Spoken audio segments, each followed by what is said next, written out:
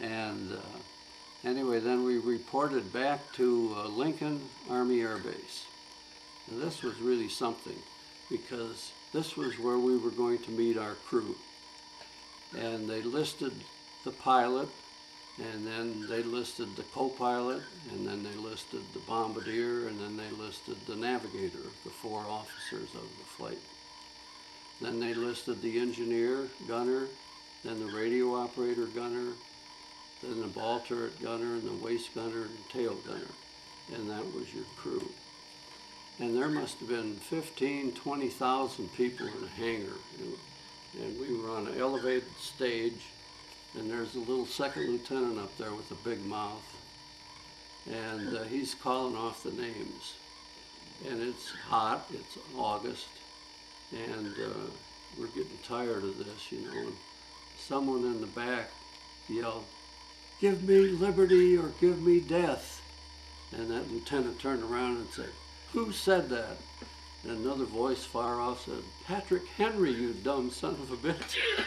And the place went up for grabs. And anyway, we had to take about a 20-minute break before he started again. And that's when I heard, okay, Paul A. Colville, pilot. Donald J. Lehman, co-pilot.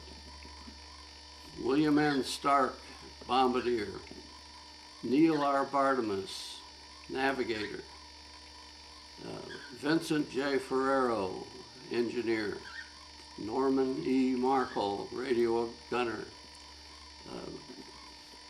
Charles B. Walker, he was a ball turret gunner. Harry S. Overbaugh, armorer gunner. And Charles, I forget the tail gunner's name, but anyway, he was from Oregon. No, it was a relatively uneventful convoy. Oh, okay. It took 14 days. A lot of our equipment was lost. And we ended up on some muddy hillside, just a little bit north of Marseille. And we So the invasion of southern France had already already happened. Okay. We didn't get into combat until it was north of Lyon. Oh, okay. Okay. Paris had just fallen. Okay. So we were Johnny-come-latelys.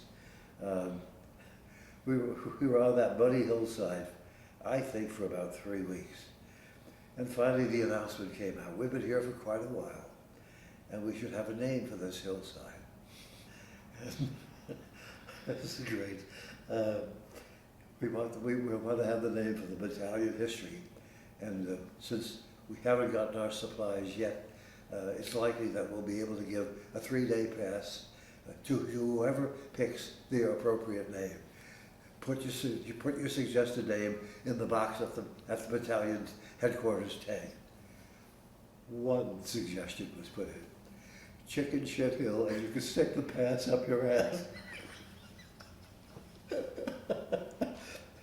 The colonel was furious. It was rumored that the one suggestion came from D Company, the raggedy-ass cadets, and I would not have been surprised.